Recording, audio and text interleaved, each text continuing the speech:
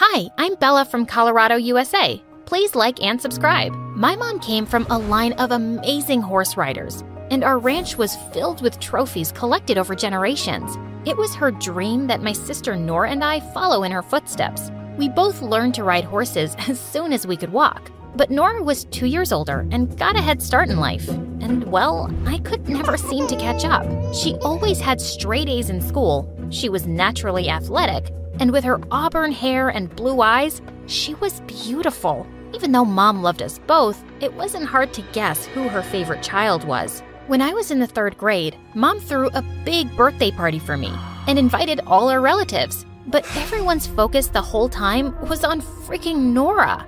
Such a pretty girl. You already look like a celebrity, darling. I'd been so excited about my new dress, but now I was just feeling angrier by the second. It's like I was invisible with Nora in the same room. Suddenly, I let out an ear-splitting scream and fell to the ground. Oh my God, I'm in so much pain. My tummy hurts so bad.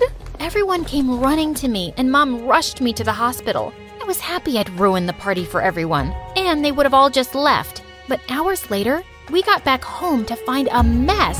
I'm so sad you missed your party, Bella, but I made sure the guests had a good time, and I thanked everyone for your presents. I'm glad you're feeling better now. All I could feel was an urge to slap Nora. She just had my birthday without me. As we grew older, I slipped more into the background. I loved horses and could ride well, but it was obvious who the star in the family was. By the time she was 13, Nora had started participating in competitions and was super popular in school.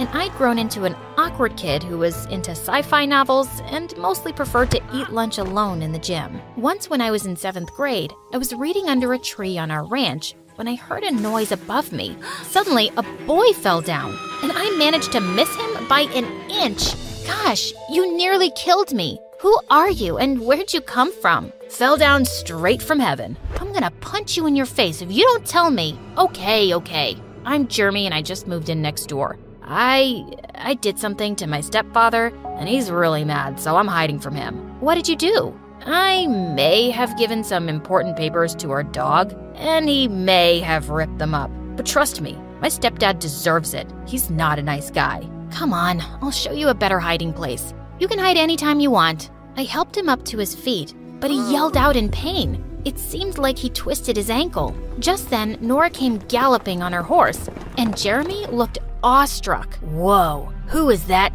goddess? Ow! You trying to break my other ankle too? Oops, sorry. It was an accident. Nora stopped by to ask who he was, and I explained. You obviously can't walk. Hop on, I'll give you a ride. The two of them rode away, and he looks like a princess who had been rescued by a knight. Why did Nora have to be such a freaking hero? And Jeremy and Nora became best friends after that day. He was also in her class at school, and soon the two were inseparable, which meant that he was always at our place. And over time, I couldn't help having a crush on him. He was smart and funny, and we had so much in common. And he loved science fiction too, and we could talk about it for hours, if Nora would let us. One day, Nora showed me an expensive bracelet. Isn't it beautiful? Jeremy gave it to me yesterday. You mean on Valentine's Day? Yeah, but just as a friend, of course. Nora, are you dumb? It's so obvious Jeremy's in love with you. What? No, he's not. You wouldn't know because you don't have any guy friends. Or any friends, actually. And you are so self-absorbed. You're completely blind to everyone's feelings. You're giving him the wrong idea by accepting that present. You don't know what you're talking about, geek, so stay out of it. I knew I was right, but there wasn't much I could do. Soon after in 8th grade, I was so excited when I found out about a huge sci-fi convention happening in town. But as I was telling Jeremy about it, Nora spoke up and said they'd already bought the tickets. Oh, that's amazing. I can't wait. I meant I just got the tickets for me and Jeremy. We're going with our friends. So I can buy my own and come with you guys, right? I can't go alone, it's too far. No, you can't come with us. Why don't you have friends of your own, Bella? Come on, Nora, what's the big deal? I'm not gonna be the only loser with my baby sister tagging along, Jeremy. We're not taking her. You don't even like sci-fi. Why are you being a witch? Jeremy, please take me along?" I'm sorry, Bella. Maybe next time?" I couldn't believe he was being such a coward, and my heart burned when I saw them leaving for the convention a few days later. I just wanted to hurt Nora. And I had a brilliant idea for something I could do. A week later, I was having breakfast when I heard Nora scream. She came running downstairs and waved a calendar at Mom. "How could you mess up my schedule, Mom? I had a match this morning and I missed it." "What are you talking about?" "I woke up to see 20 missed calls from my coach, and he just told me that the first match of the tournament was today. But you've written it here that it's next week." "That's because I got a call from the organizers saying it was postponed. I don't understand. How could this have happened?" "Bella, did you have something to do with this?" "I don't know what you're talking about." "Why don't I believe you?"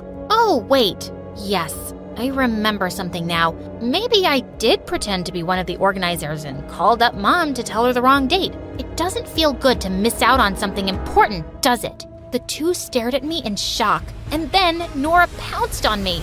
"You horrible brat! How could you do this? You made me miss the convention. Who cares about that stupid thing? I'm disqualified for the whole season now." "I cared. You shouldn't have been so awful to me."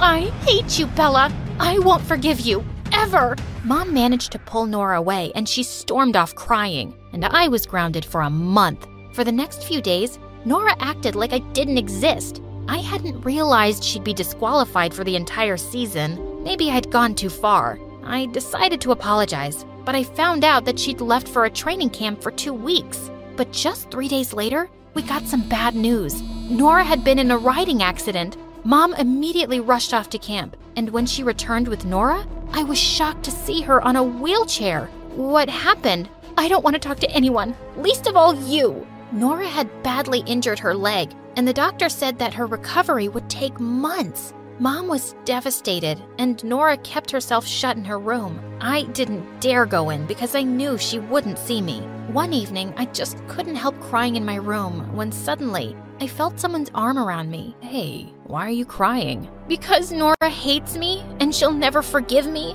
I wanted to hurt her, but I never wished for something bad to happen." "Of course you didn't. No one thinks that. Nora's just upset about her injury, and once she's better, she'll be fine with you, I promise." But he was wrong. Just a few days later, Mom called me into Nora's room for a talk. Nora's recovery could take up to a year. We cannot miss all the tournaments during this time. She has some modeling contracts too, and we can't lose this money. Someone from our family has to represent us, and that can only be you, Bella. "But Mom, I'm not half as good as Nora." "She's right about that. You've been riding a horse since you were a child, Bella. We have 3 months to train before the next match, and I believe you can do it. You have to do it." Before I could protest more, Mom left the room.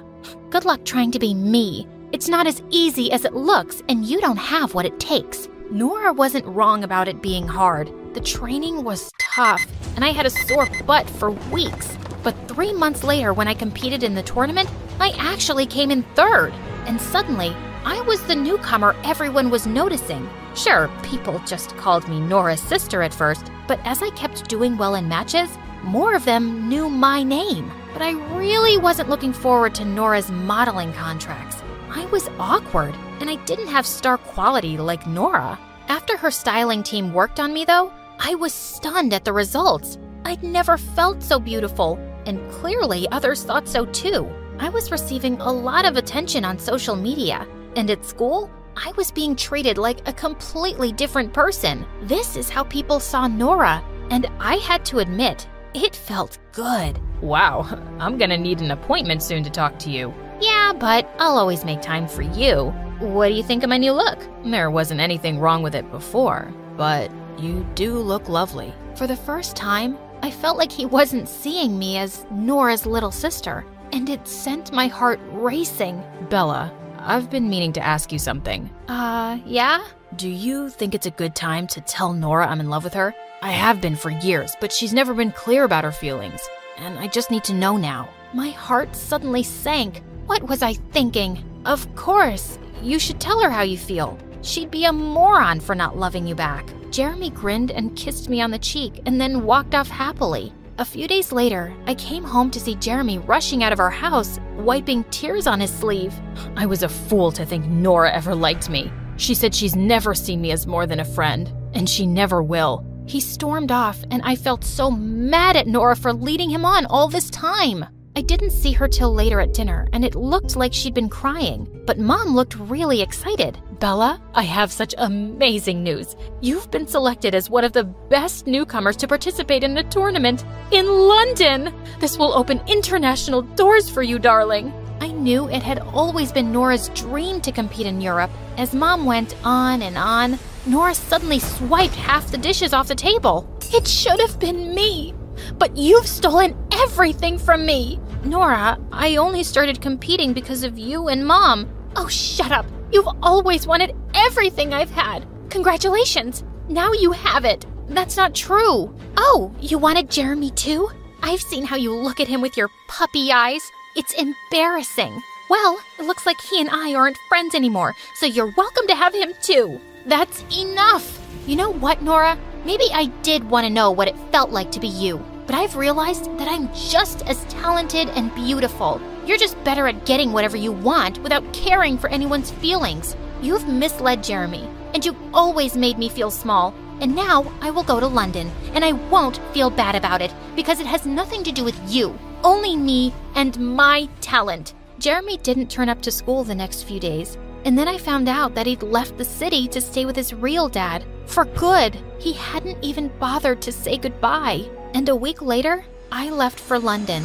I won first prize in the tournament, and it opened so many opportunities for me. Mom decided that I'd finish high school in London while I kept competing for more championships. I heard Nora was back to training, but she and I didn't talk anymore, and I was enjoying my new life away from her. A year later, I was at the subway station when I spotted someone from a distance who looked exactly like Jeremy. I pushed through the crowd and followed him as he climbed onto the train, and I managed to hop on just as the doors closed. He looked shocked to see me, and we both hugged and laughed. It turned out that he'd joined a university in London. I had no idea you were here too. Of course you didn't. You left without a word and never kept in touch. That was wrong, but I just needed to get away. I'm sorry, and I've missed you. Jeremy and I started hanging out really often over the next few months, and I was happy to have him back in my life, but I kept my feelings in check. I didn't want to fall for him again.